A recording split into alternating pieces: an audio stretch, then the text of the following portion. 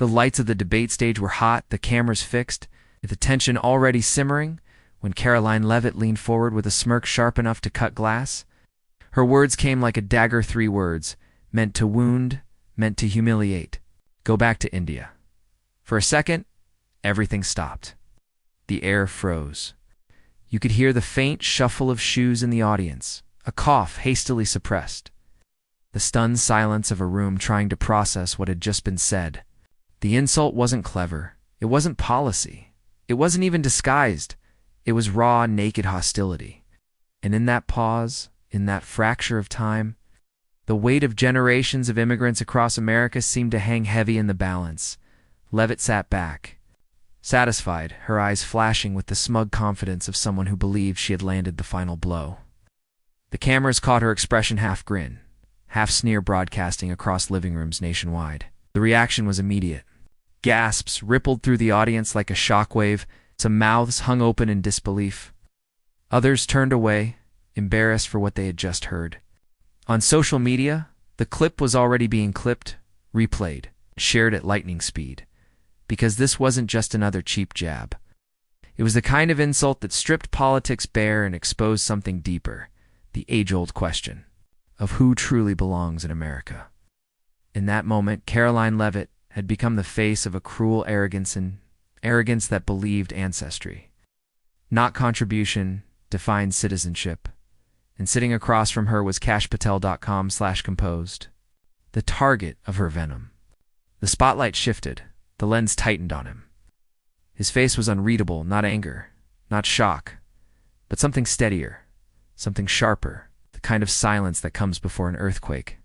The nation held its breath. Would he lash out? Would we? He fold?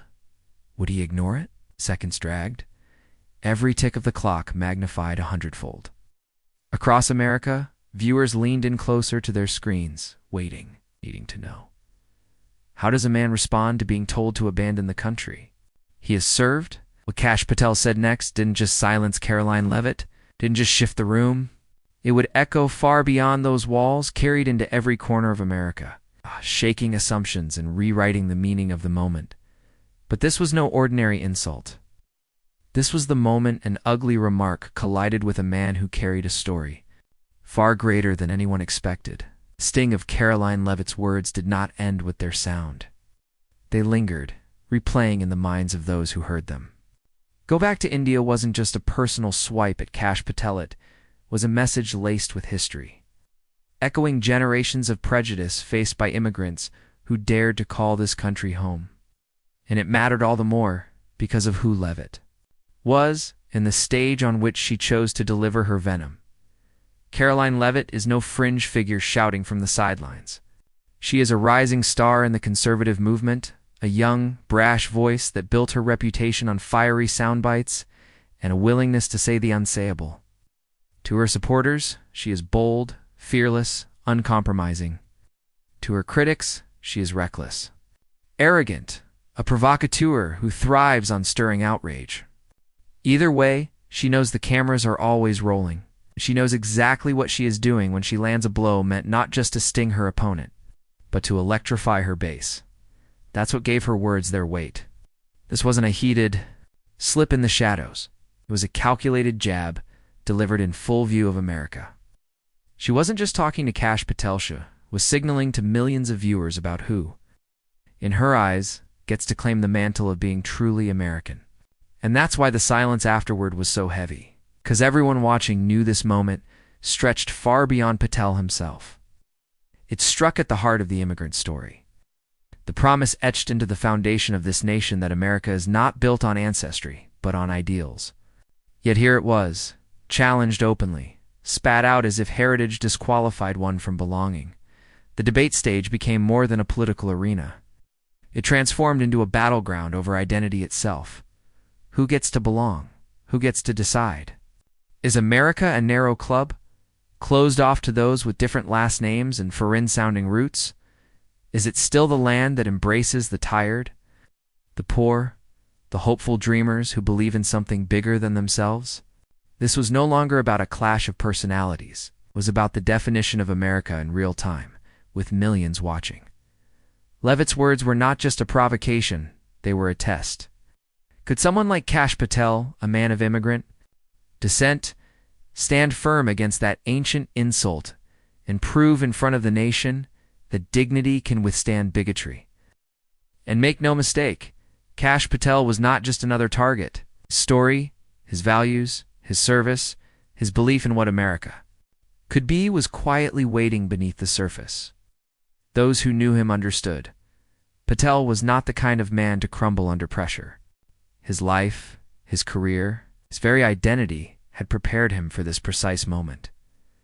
So while Leavitt's words echoed with bitterness, they also set the stage for something she never anticipated.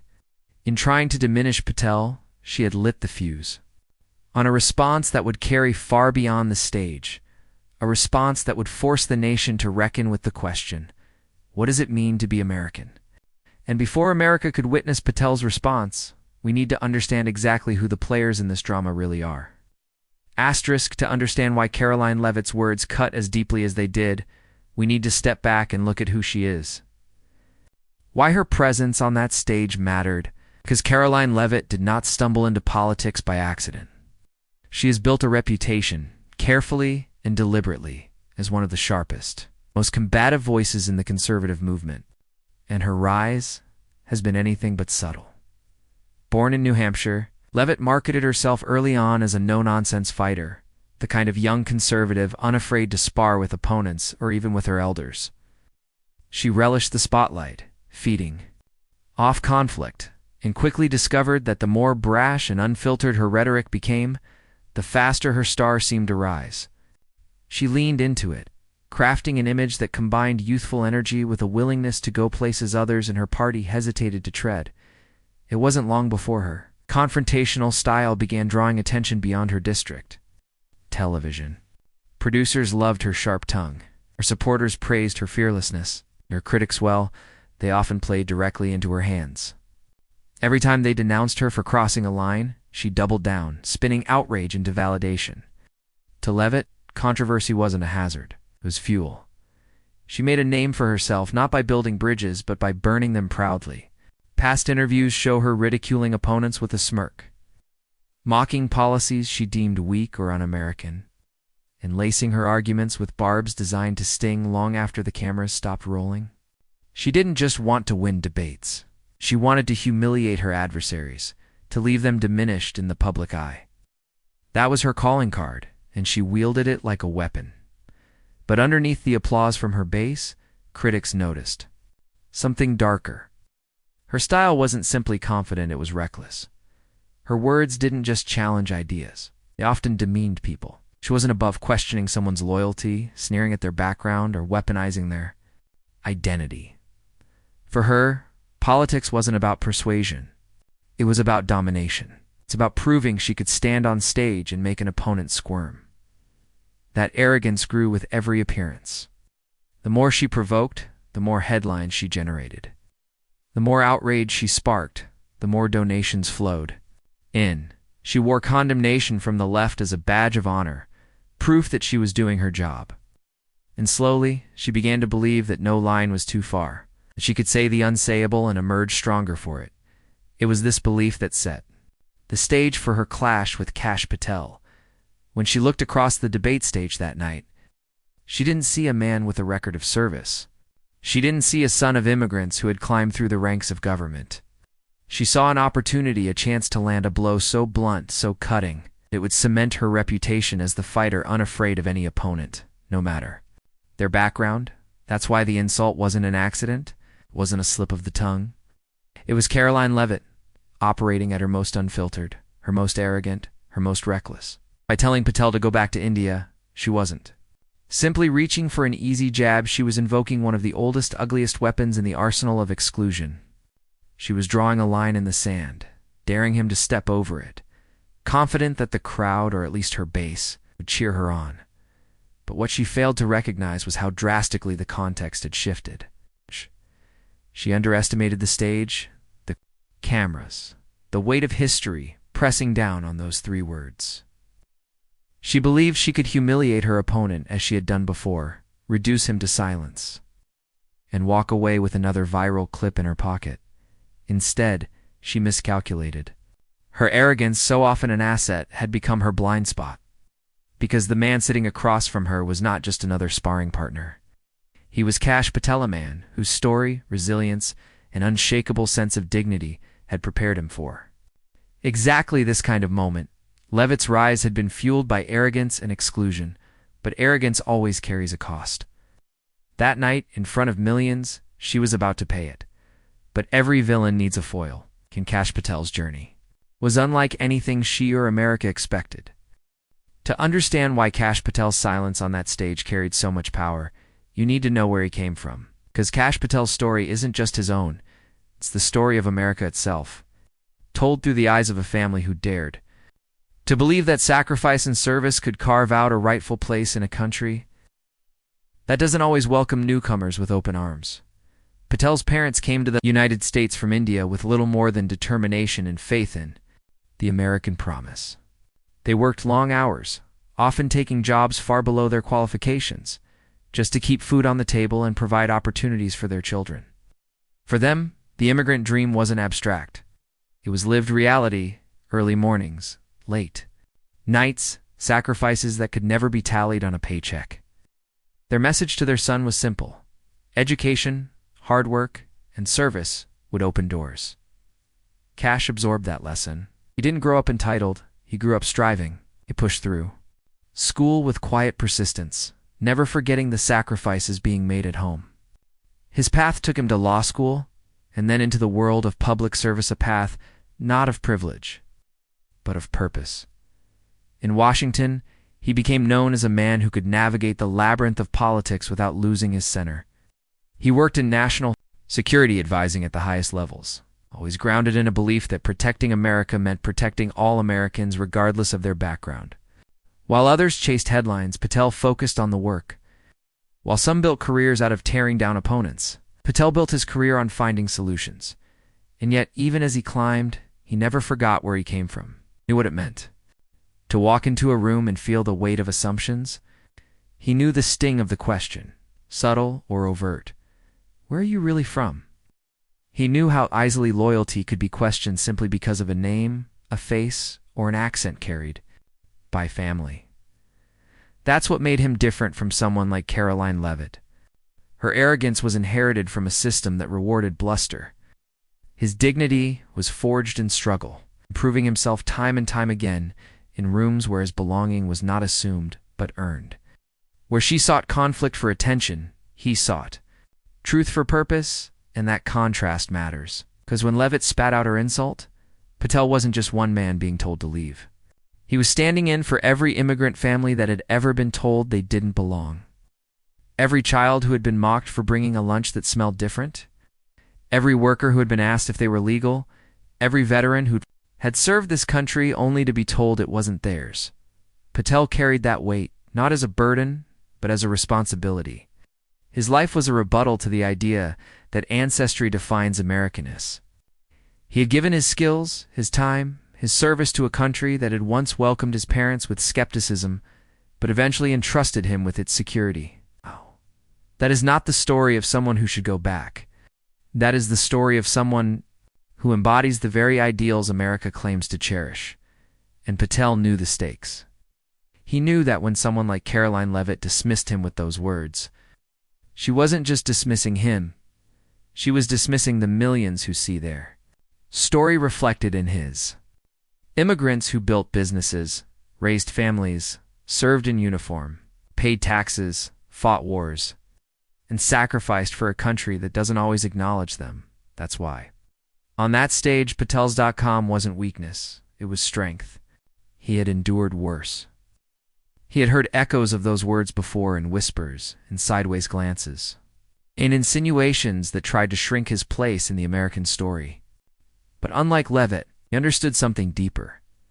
That belonging isn't handed out by the loudest voice in the room, it's earned. Lived and proven by contribution. Every sacrifice his parents made. Every late-night study session, every grueling hour of service in Washington had built him for this.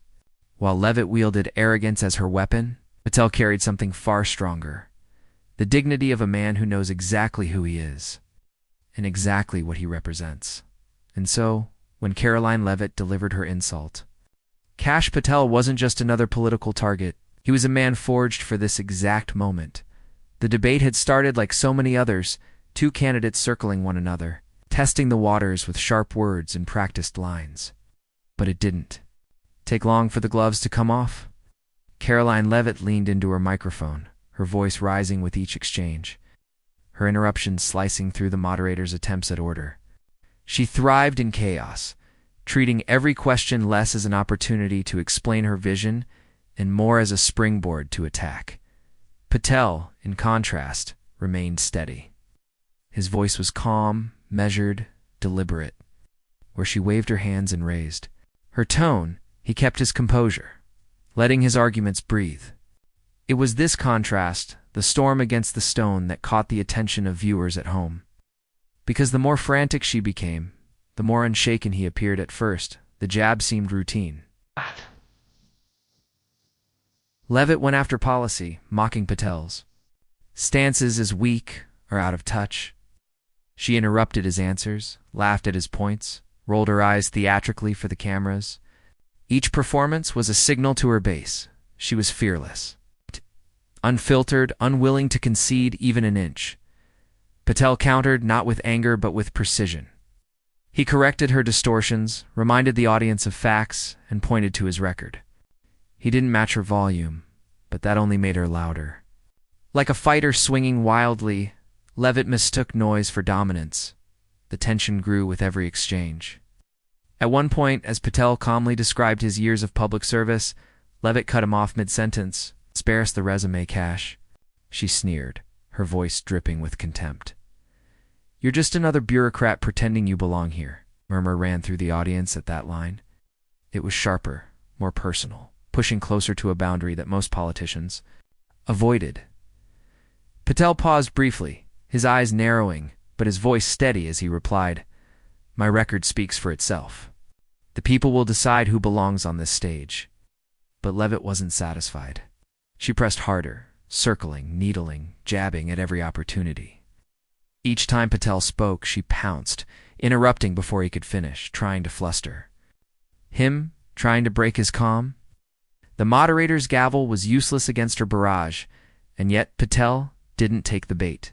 He kept his composure, and with every moment of patience, he made her look smaller. The calmness of his demeanor only magnified the desperation in hers. It was as though he knew something she didn't, that the louder she became, the closer. She was drawing herself to the edge of a cliff. By now, the atmosphere in the room was electric. The audience sensed the escalation, the brewing storm. You could feel the weight of something about to break. Leavitt's barbs grew more reckless, her smirk more pronounced, her eyes locked on Patel like a predator convinced of victory. And then, it happened. Her voice cut through the air, sharp and final, words dripping with disdain as she leaned in and delivered the insult that would define the night. And then, 3 small words that carried centuries of prejudice. "Go back to India." The room froze, and Patel. He leaned forward. His words hung in the air like poison. Go back to India. For a heartbeat, it was as though time itself had stopped. The audience froze, the moderator's face stiffened, and even the cameras seemed to pause, capturing every flicker of expression across Kash Patel's face. Karoline Leavitt leaned back in her chair, her smirk widening, convinced she had landed the final blow. It was the kind of line designed to humiliate, to leave her opponent sputtering or silenced. But Patel did neither. Instead, he leaned forward, slowly, deliberately, his eyes locked on hers, steady as stone. The crowd held its breath. They were expecting anger, maybe an outburst, perhaps a cutting insult to match hers. But what came was something else entirely. "Karoline," he began, his voice calm, almost gentle, "let me tell you what going back means in my family." There was a hush, a collective exhale, as Patel allowed the silence to stretch. Even the moderator seemed to lean closer, sensing the pivot. Patel continued, "My parents came to this country with nothing but hope. They worked every job they could find, jobs most people would turn their noses up, Adjust to give me and my siblings a shot at a better life. They didn't complain. They didn't quit. They believed that in America, hard work and sacrifice meant you could belong. Murmur rippled through the audience, not of outrage, but of recognition. Everyone knew families like that. Many had lived it themselves. Patel straightened slightly, his tone sharpening, though his composure never wavered. So when you tell me to go back, you're not just talking to me. You're talking to every immigrant who has swept a floor, built a business, raised their children here, and asked for nothing more than the chance to serve the country they love. You're talking to soldiers who fought in America's wars while being told they didn't belong. You're talking to millions who are America, even if their last name doesn't sound like yours. Gasps broke out. A few claps rang from the crowd, quickly stifled as everyone strained to catch his next words. Leavitt's smirk faltered. She tried to cut in, but Patel raised a hand, slightly not in anger. But with the authority of someone who refused to be interrupted, the audience respected it. The room grew quieter still. "You want me to go back?" Patel asked, his voice dropping low, the kind of voice that draws people in rather than pushes them away. "I'll tell you what I go back to every single day. I go back to the lessons my parents taught me. Dignity in the face of hate, strength in the face of ignorance, and service in the face of arrogance. I go back to the oath I swore to protect this country, our country even for people who would tell me I don't belong. I go back to the belief that America is not defined by ancestry, but by ideals. That's where I go back." A swell of applause broke out, this time unstoppable. The moderator tried to quiet the crowd, but it was no use. The moment was bigger than the format of the debate. Patel didn't let the energy distract him. He leaned in further, eyes still on Leavitt, his tone steady as a scalpel. "And let's be clear, I am not going anywhere. My family sacrificed. Too much to be told to leave by someone who confuses arrogance with patriotism. I belong here because I've earned my place here, because America belongs to those who build it, protect it, and believe in it, not those who try to divide it." Leavitt shifted uncomfortably. For once, her bravado slipped. She tried to interject, but the crowd wasn't on her side anymore. The cameras caught her biting her lip, her confidence draining in real time. Patel let the silence linger, then delivered the line that would echo across social media within minutes. "So no, Karoline, I won't go back to India. I'll go forward. With America, that's the difference between us. You sneer about ancestry. I stand on service." The room erupted. Applause thundered. Some in the audience rose to their feet. Even those who had come undecided felt the power of the moment, the dignity of a man who had taken an insult meant to diminish him and transformed it into a declaration of belonging. Leavitt tried to recover, fumbling for a rebuttal, but the energy had shifted entirely. She looked smaller now, her earlier confidence exposed as petty and mean-spirited. The cameras caught her glancing away, as though wishing the spotlight would move elsewhere. Meanwhile, Patel sat back in his chair, calm as ever, letting the storm of applause wash over the stage. He hadn't raised his voice. He hadn't insulted her back. He hadn't needed to. His words carried more weight than volume ever could. Viewers at home felt it too. Social media timelines lit up with clips of Patel's response, while memes, hashtags, and posts began spreading before the debate had even ended. Commentators, activists, and ordinary people all echoed the same sentiment. This wasn't just a comeback. It was a moment of truth, because Patel had done more than defend himself. He had articulated what countless Americans had longed to hear, that dignity is stronger than hate, that service outweighs ancestry, that belonging is not granted by the loudest insult, but proven through contribution. For those who had ever been told to go back, Patel's words weren't just a rebuttal, they were a vindication. And for Leavitt, it was a public unraveling. The night her arrogance was met with an answer she could not dismiss, the debate wasn't over. But the turning point had arrived. The villain had swung her hardest punch. The hero had not only withstood it, he had turned it into the defining moment of the night. But the story didn't end in that room. What happened next took the confrontation far beyond four walls. It went viral. Asterisk, the debate had ended. But the story was only just beginning. Within minutes of Kash Patel's mic drop response, Clips of the exchange flooded social media. TikTok feeds lit up with edits replaying the moment in slow motion. Leavitt's smirk. Patel's calm lean forward, the thunderous applause. Twitter or X, as some insisted on calling it, erupted with hashtags, hashtag go forward with America. Hashtag Patel mic drop, hashtag belonging is American.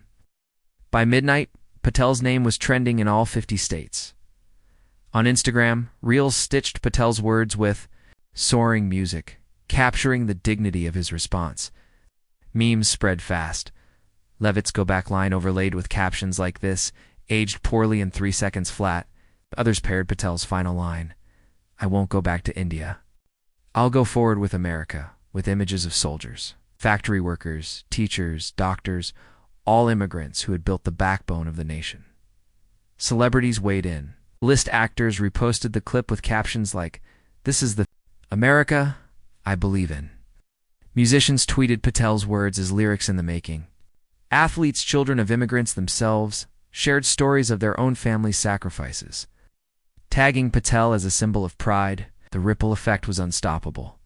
Political figures couldn't stay silent either. Progressives hailed Patel's takedown as the defining moment of the debate season, calling it the speech every immigrant family has been waiting to hear. Even some conservatives, uncomfortable with Leavitt's rhetoric, distanced themselves, emphasizing that her words didn't reflect their values.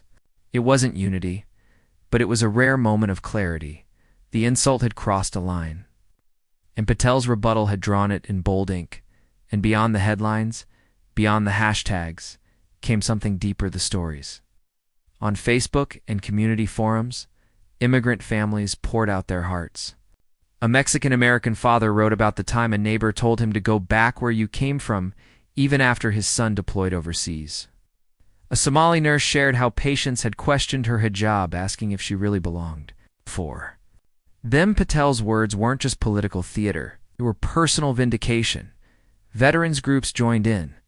Posts went viral, showing photos of immigrant soldiers who had earned Purple Hearts, laid to rest under the American flag. Go back. One caption read, we never left. Patel's speech gave voice to their silent sacrifices, and now, finally, the nation was listening. Meanwhile, the backlash against Karoline Leavitt was swift and unforgiving. Commentators on late-night shows skewered her with biting monologues. Satirical cartoons depicted her being dwarfed by the tidal wave of Patel's words. Headlines read, Leavitt's insult backfires spectacularly, and when hate meets grace. For someone who had built her persona on confrontation, she suddenly found herself isolated. Her insult reduced to a symbol of arrogance and exclusion. Clips of her sneer became GIFs, endlessly looping on timelines paired with captions mocking her downfall. Even some of her supporters cringed, admitting she had gone too far. Her attempt at dominance had become a moment of disgrace. Through it all, Patel remained composed. He didn't gloat. He didn't post memes or take victory laps. Instead, he quietly released a short statement. America belongs to everyone willing to serve it, protect it, and believe in it. That was true yesterday, it's true today, and it will always be true tomorrow. The message only amplified the respect he had earned, because this was bigger than politics. It was cultural. It was generational. It was about the families gathered in. Living rooms across the country, watching Patel's words and nodding through tears. It was about the children who had been teased on playgrounds for their accents or their parents' food. It was about the veterans who had heard slurs even as they wore the uniform. Patel's response became theirs. His dignity became their shield. And as the night turned to dawn, one truth was undeniable. This wasn't just a viral moment. It was a mirror held up to America, forcing it to confront the ugliness of exclusion and the resilience of those who refused to be excluded. But as the noise grew louder, one message rose above the rest, one that carried a lesson America needed to hear. When the dust settled and the trending hashtags faded into the daily churn of news, what lingered was not the insult, nor even the clash itself, but the lesson Patel had drawn from it.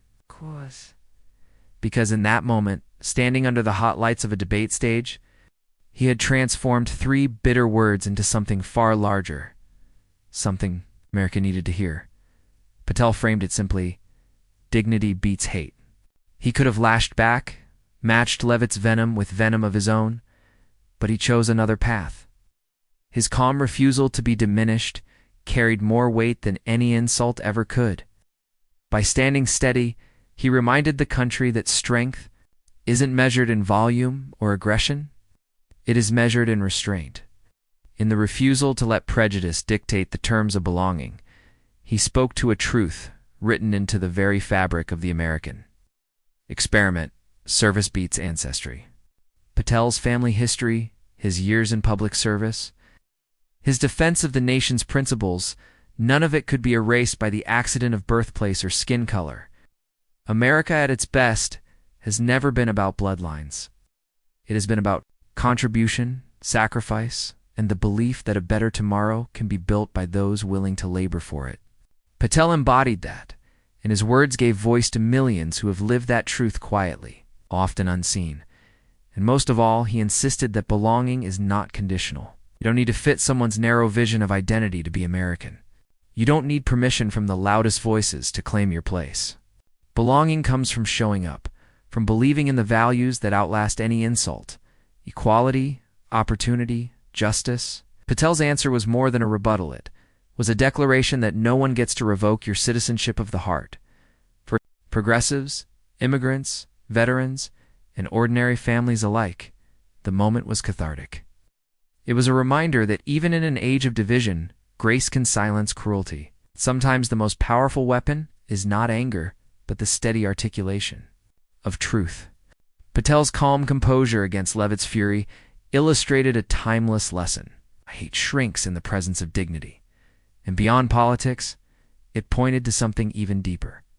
This wasn't just about Kash Patel.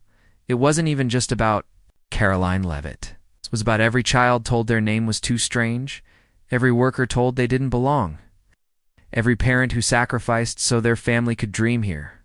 Patel's response elevated them all, proving that America is strongest when it honors the diversity that defines it.